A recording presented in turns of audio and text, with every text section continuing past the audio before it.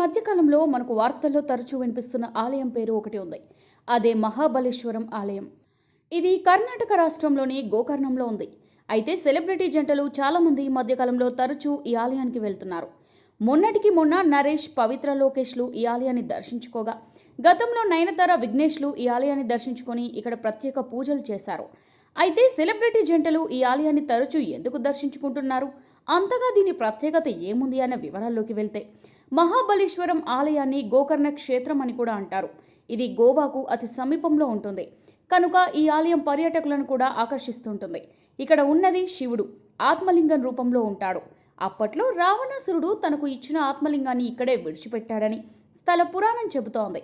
అలాగే మారు వేషంలో వచ్చి లింగాన్ని కింద పెట్టిన వినాయకుడి ఆలయం కూడా ఈ క్షేత్రంలోనే ఉంది కనుక ఇందులో శివుడితో పాటు వినాయకుడిని కూడా దర్శించుకుంటారు.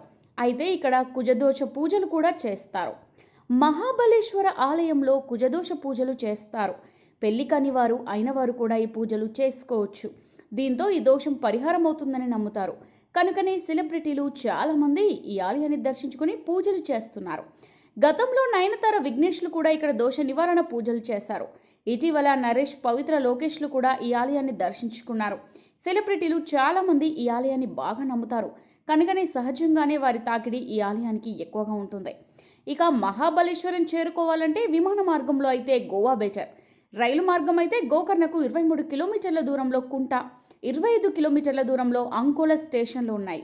వీటికి వచ్చి గోకర్ణకు రోడ్డు మార్గంలో చేరుకోవచ్చు. రోడ్డు మార్గం అయితే నేరుగానే వెళ్ళొచ్చు. ఆలయాన్ని ఉదయం 6 నుంచి మధ్యాహ్నం 2 గంటల వరకు, సాయంత్రం 5 నుంచి రాత్రి 8 గంటల 30 నిమిషాల వరకు దర్శించుకోవచ్చు.